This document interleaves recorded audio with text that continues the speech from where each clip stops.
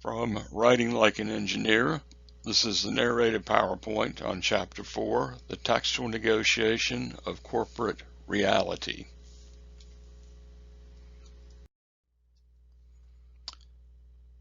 So, I thought we'd start out with a series of questions here. First, who is the engineer as a member of the corporate community? That's something that we need to keep in mind, that engineers often have to keep in mind. They are members of the corporate community. And that means that they're not just engineers, they're also business people. It isn't at all unusual as a career track for someone with a technology or engineering undergraduate degree for their master's to be an MBA. And the reason that might be is because they want to get into management.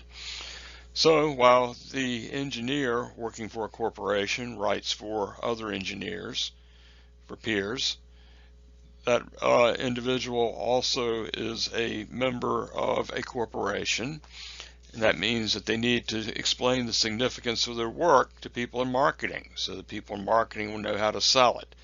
They'll need to explain the significance of their work to people in accounting, so people in accounting will understand why they will need a certain amount of money to, first to do the research and design, and then to actually manufacture an item. So they have to be able to communicate with all these different audiences, and that's certainly brought out in the chapter. So secondly, at the risk of sounding too much like a philosophy class, what does it mean to construct reality in corporate life? And what I'm thinking about here is really related to the next bullet point, which things like mission statements and objectives and outcomes are a part of corporate life. They give meaning and direction to what we do. We also often see that playing out in logos and things like that. And some of you may have participated in this to some degree. If say in high school you worked for a fast food restaurant and you were told that you always had to have one of the polyester shirts on when you came in and a hat and so forth, or maybe you always wear khaki pants to go with the shirt or what have you. So that's all part of that unified corporate reality. And it's also another aspect of that, especially with fast food or something, is that if you order a particular type of hamburger on the East Coast from this fast food restaurant, it should be the same as the one that you order on the West Coast. That type of uniformity is also a part of the reality of corporate life. That next to the last question is something that I've been thinking about, and the reason is that with something like a course like Writing 2130, which is any of you are welcome to take it if you need an area F, but it's most of the other students in there are from construction management and IT and electrical engineering. So the way that works out is usually most of the class are IT students, and the second biggest chunk would be construction management. And aren't as many from electrical engineering. But anyway, the one thing that they all have in common is that they're going to be writing policy. Policy on how the tools should be used in the workplace and whether or not they should be taken home to be used on home projects, which would probably be a no. And then also policy regarding how the internet might be used at work for IT students, or perhaps the same type of deal for computer use or software use. Corporations usually have rules and things like that. Here at Georgia Southern, they don't want people sitting around watching Netflix all day. I don't know how anyone would have time for that, but it is something that I've seen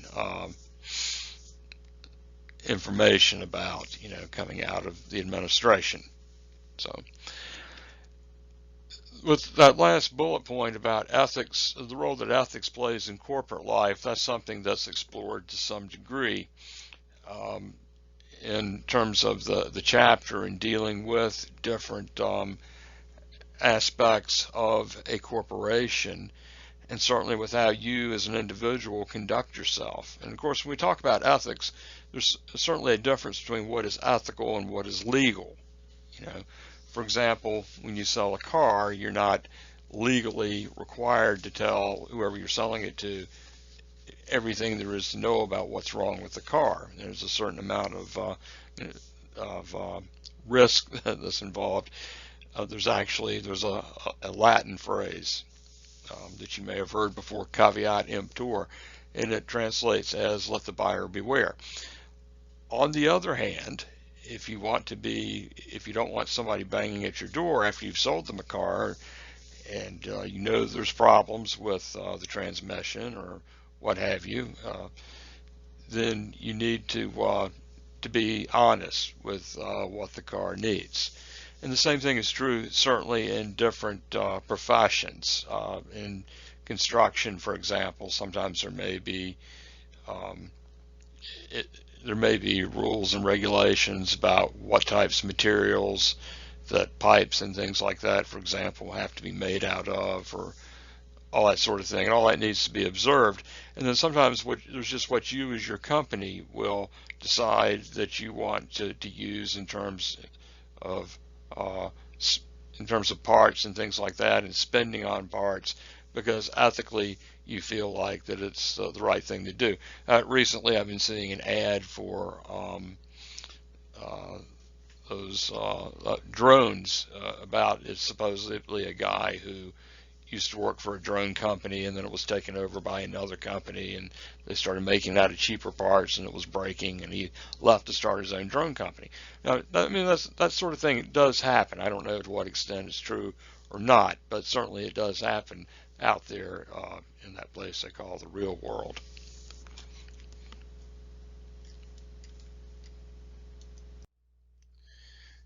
So here's an example of some mission statements. Uh, Take a look at the one on the left for the Humane Society, and then the one on the right for the ASPCA. What seems to be the difference in terms of their missions?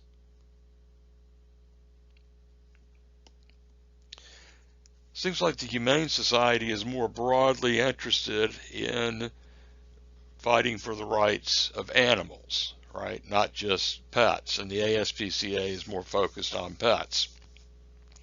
You can see the Humane Society is interested in the fur trade, trophy hunting, animal cosmetics testing, things like that. And then the ASPCA doesn't come out and say that they're just for pets, but they're talking about things like freedom to express normal behavior. You know, that sounds more like something, you know, for a dog or something, or a cat. Freedom from fear and distress. You know, I've read recently that most animals are motivated that live in the wild by fear. So, you know, I think what we're talking about here is dogs and cats for the ASPCA. But again, there's nothing wrong with that. These are just their missions. It's how they differ. And I understand when they try to work in the same area to do things for strays, sometimes they tend to conflict and not agree about exactly what should be done. So just an example of a mission statement, and you can see how that would play in with ethics as well, I think.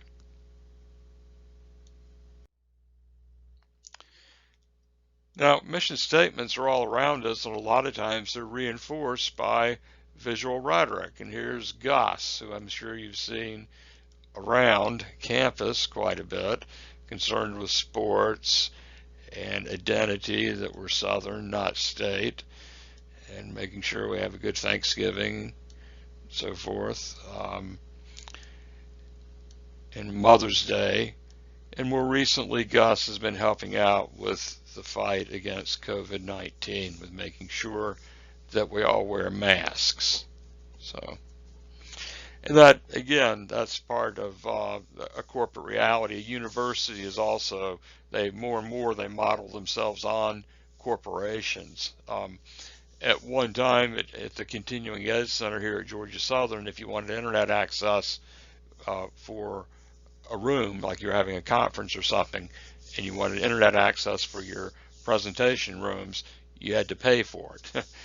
Now, since it's more widely available, you don't have to. But we are more like a corporation, and you can look up Georgia Southern's mission statement if you like, and you can read that.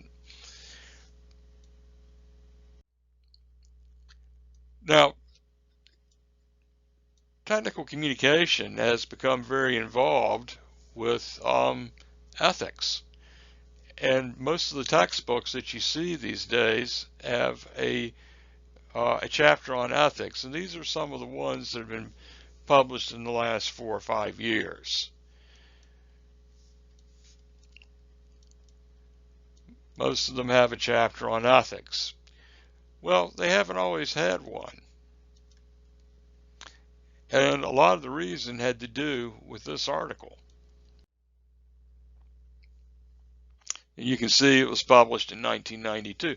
Before 1992, most technical communication textbooks, they were usually called technical writing textbooks back then. With greater use of the internet, we became communication because people weren't just, technical writers weren't just doing writing anymore. They were doing document layout and design, and sometimes doing graphics and things like that. So,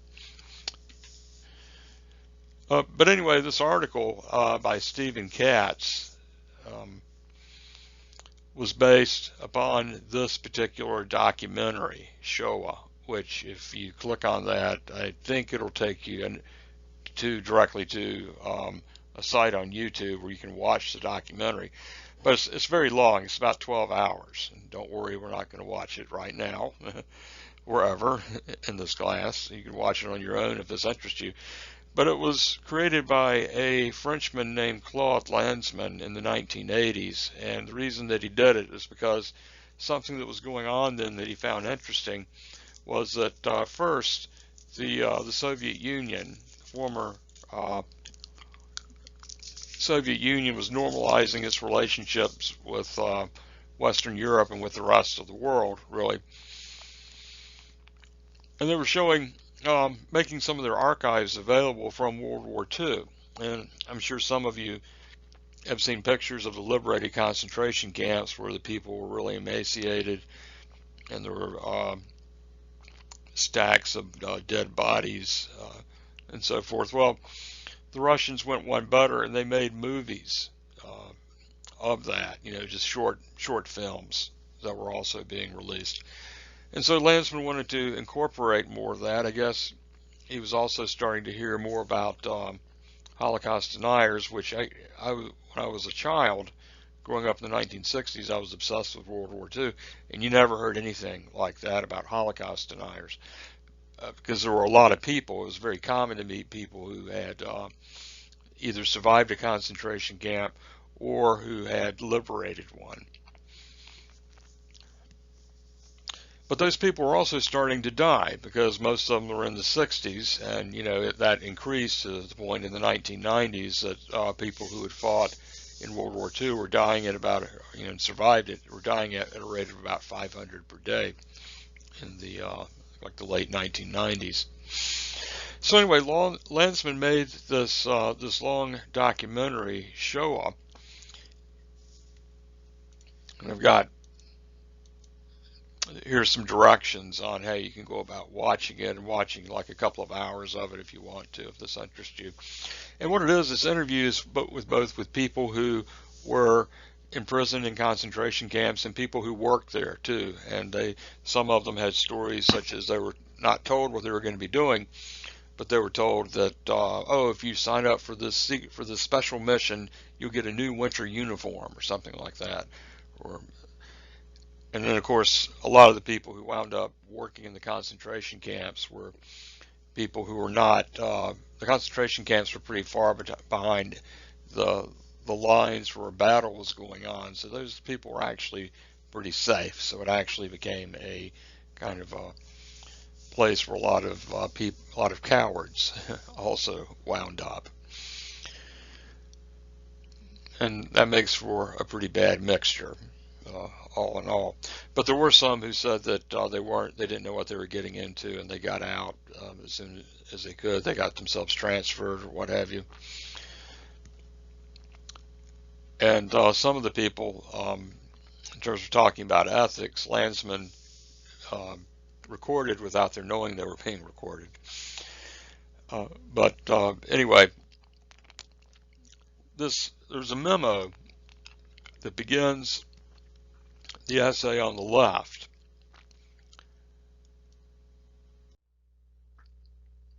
And here it is. And as you can see, this is something like if I just had to give a name to this as a genre of professional writing, I would say, oh, this is a problem solution memo. Okay. If you look at it more closely, the term euphemism comes into play, because what they're talking about here in the first sentence, it says since December 1941, 97,000 have been processed. What this actually means is 97,000 people have been killed. Before there were gas chambers in the concentration camps, there were gas vans. And what they would do is they would pack a bunch of people into a van and then take a hose from the exhaust pipe and run it back into the part of the van where the cargo was, where the people were. And so you see this use of euphemism throughout the memo, where the next to number 1, where it says the van's normal load is usually 9 per square yard. And so if you measure 3 by 3 with a yardstick and then try to pack in 9 people, you'll be in there pretty tight. You'll be right up against each other. And it just goes on and on like this. So what the writer was trying to do, and he was in the SS, he was trying to get his supervisors to improve these vans they were using to kill people in the concentration camps, so that they could kill more people at a time, at a single time. So it's pretty awful. But anyway, that's what inspired Katz to write that article. And as a result, what happened afterwards is that there were all these chapters started cropping up in technical communication textbooks. And I actually finally I broke down and taught the ethics chapter this past semester. I'd been thinking that, well, in different disciplines like construction management or IT or what have you, it'd really be the jobs of the professors teaching in those areas to talk about ethics. And so we did the chapter, and we got to the end. I said, well, what do you think? They said, yeah, this is useful to talk about. I said, your professors talk to you about this? And they're like, no, not really. And then they thought about it. They said, well, yeah, the cybercrime in IT, that's a lot of that is about ethics. Certainly it's about legality. But in a sense, a company taking steps to make sure that everyone's data is safe is a matter of ethics. And then the construction management were saying, well, yeah, we're told not to deviate from the types of materials that we're supposed to have.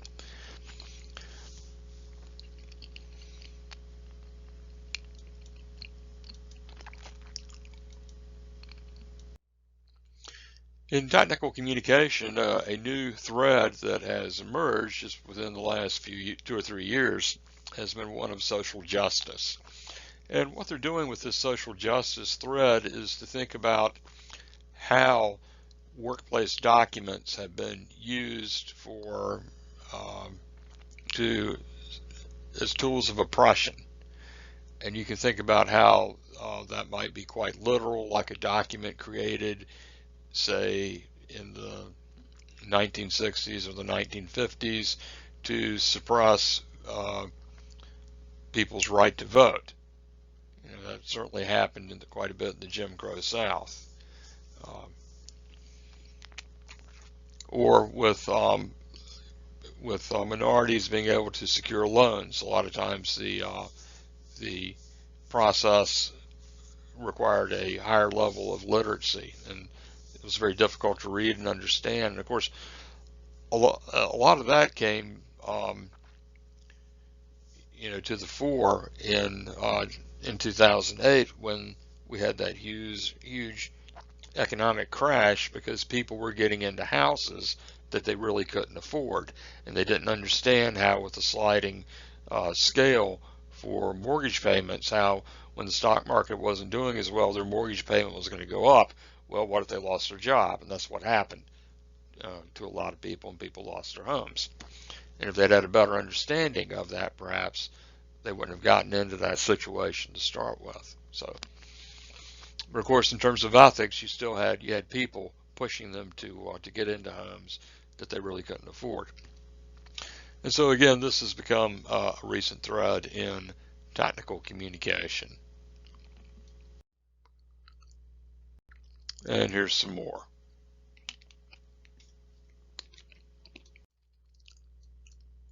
Questions? I'll see you online.